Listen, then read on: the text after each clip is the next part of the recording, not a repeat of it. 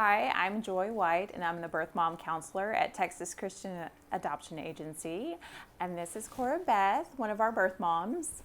And we're going to go through her adoption journey and just talk about how she came to decide to choose adoption, how her adoption journey went, and how it was for her during her healing process after she placed her son.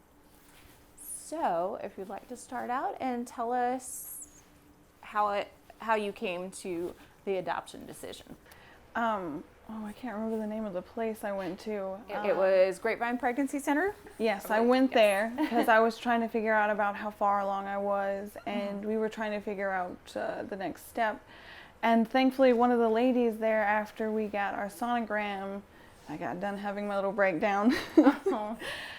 She started talking to us about options, and she actually had a pamphlet for one of you guys' your adoption center, and we started reading on it and we liked it. We also had some of the books from the birth mothers, their stories, which that helped, and meeting Angela that day really, really helped. I remember Andrea was the first to meet you guys and told me about y'all, and then I got to meet with y'all. Yes. And so I think from that point, y'all actually deciding on adoption, and I met with y'all and we filled out all the paperwork and talked about how you wanted to create, so to speak, I guess is the right word, your adoption journey and process. Yes. What worked for you guys and how we could mesh that with your potential couple that you were choosing to be the parents. So if you want to talk about some of how your journey went as far as from the beginning of choosing your couple and then take it from there. Well, choosing the couple was one of the harder points, to be completely honest, because you're looking at all of these absolutely amazing options and all these people's, their stories. But thankfully there were keywords that we looked for that stood out, especially with ours. It stood out. I actually didn't read them, but Jesse did, and he's the one that brought it to my attention that he really liked the way that they worded their about page, I guess is what I should call it. About themselves. Yeah. And Jesse is her husband. She's actually married. She's one of the few married couples, and they made a decision together. So that's an important fact there. Honestly, it can be a little intimidating looking at all these people, and you start to be like, well, maybe they can do this because they have this quirk about them, or maybe they'll be better for them because they have this about them. But once we made the decision and got the meeting set up with you, which actually was pretty quick, it was a lot quicker than I thought it was going to be. And your actual meeting with the adoptive couple is called your match meeting, and we set it up in a public place for you guys. Sometimes it can happen in an office, and that way everybody can ask certain questions that are important for both couples. And it's, how did the adoptive couple, meet each other, religion, discipline, education, all the high points, and then sometimes everything in between. Yes.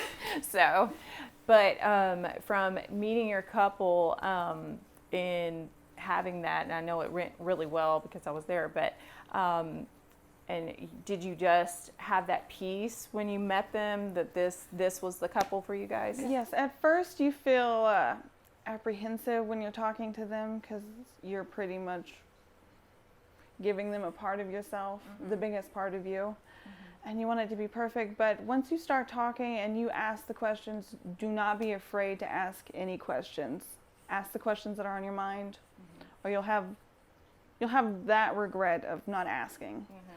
But asking every question, because most of them will be completely honest. Well, all of them will be completely honest. But and that's what we encourage the couples is when they ask a question to give an honest answer, and if they don't know the answer, to say, hey, we think we're going to do this, but when it comes time, I guess we'll, figure it out. Yeah, we'll figure it out. So it's okay to say, I don't know. In both sides, it's okay. It is comforting sometimes for them to say, I don't know, because it makes you like, oh yeah, they're human too. Yeah, they're real.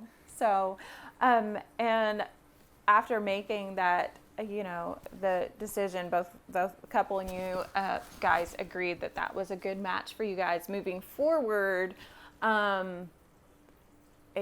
Basically, y'all both agreed that you'd love to have them involved in the doctor's appointments. Yes. So, yeah, share about that. They get to experience it with you. Yes, and you get to watch them experience with you, and then you get to watch them build that bond, and they get to see him grow. And also, does it, I know it did for me because I'm a birth mom myself, but it helps you grow in like a trust and a relationship with them and see them as possibility of that parent they're going to be. Yes, that really helps because you get to see them pretty much at their most vulnerable. Yeah. And you're going to see the love that they already have for your for the child, and it honestly is, I think, one of the best options to have them go to the appointments with you, because then you get to see. I agree. You physically get to see that love. And then through that experience together, then did that develop a trust, build a trust and a friendship for you? Very much so, yes. And because I'm assuming that helped in the actual hospital experience, which is at the very end, when you've been building up. So. Yeah, because it makes you feel more personal with them instead of, kind of like having a stranger in there. It's like having a family member or a close friend in there with you. And because she was able to more or less be your birth coach and be your encouragement, because, this was your first baby. Very first. So everything was new for you. So it can be kind of scary and nervous. And everything. It helped that it was both of our first. It was her first child and my first pregnancy. And in the hospital, maybe describe what you decided, the way you wanted it to be. She was the first one to hold your son and establish that bond, and how your hospital experience went. Maybe elaborate. It was one of the best feelings, getting to see her hold Finn and just seeing her face and all the love that she had for him, just not solidifying, but you could see it all coming together, that she finally had her baby, and it was magical, as cliche as it sounds. No, I totally understand, because I know for me, I call it my snapshot moment.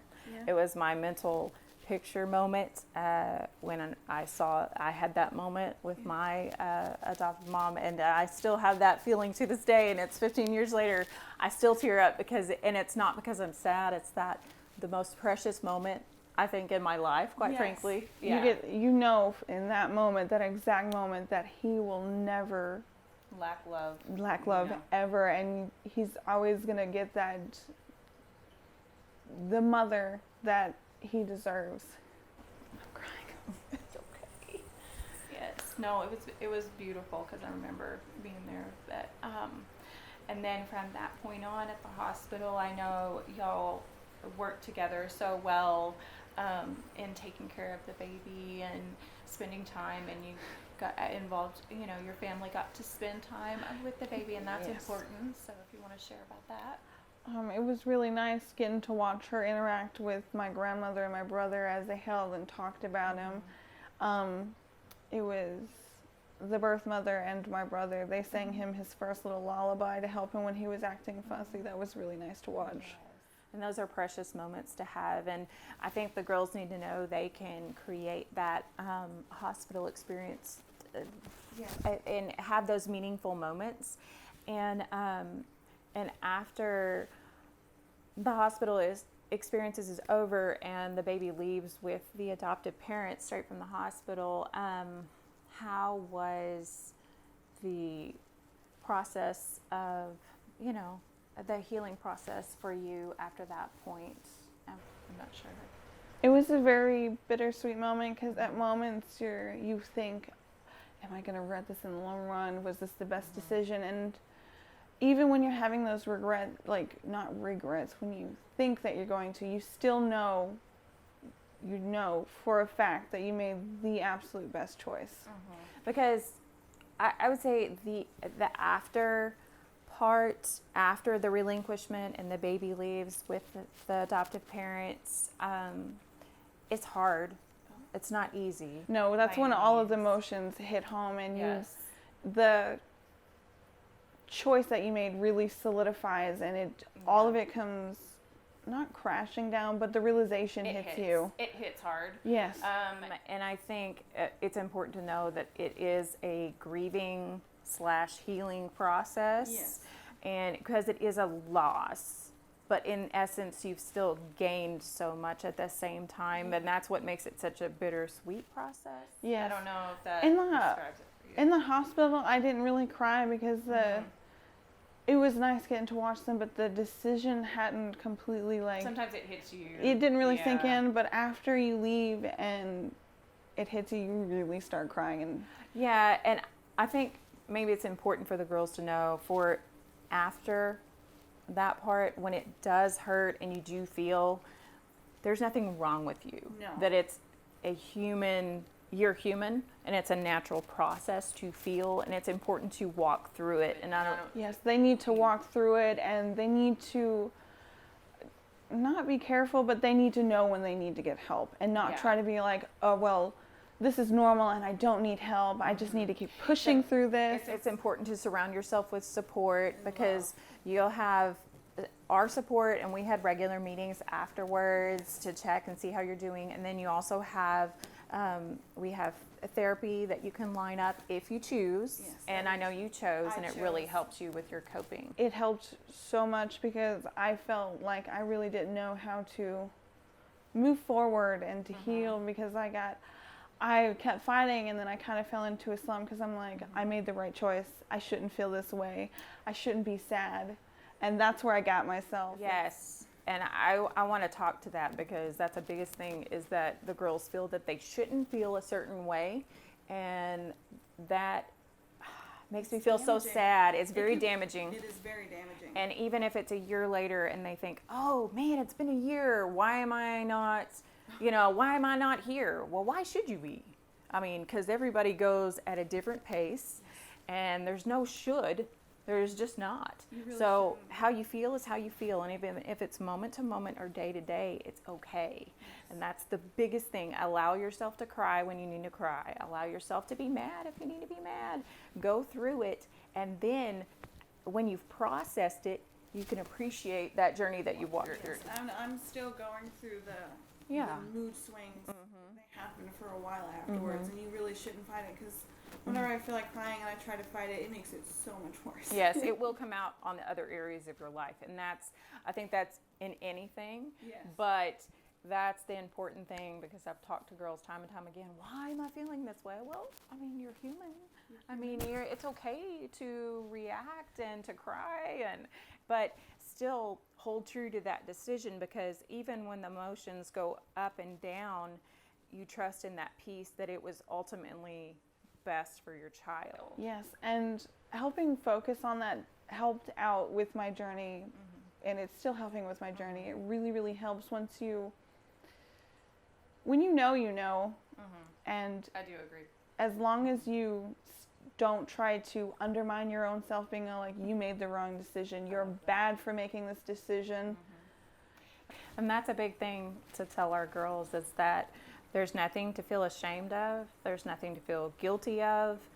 You're making a choice for the best interest of your child. You're not throwing your child away. And there's so much ignorance in that. So maybe speak a little bit to that. Whenever you come to your decision, you're not a bad person, even though you feel like you are. You're not just giving your child away. You are giving the child the love and the stability that you know you probably can, that you know you can't give them, and you're creating a family with the love that you're giving them. Remember, just because you're married, that you don't have to be a parent when you know you're not ready. Just because you're married does not make you ready in the slightest, and you have to know that. You need to really talk with your partner, and y'all both need to be absolutely open with each other, because if you're not, you're really cheating yourselves and that child out of a beautiful experience. And You just need to trust yourself. And if you feel like you're not ready, but your partner is, you need to make them know that you're not ready and that adoption still actually might be the best option for you.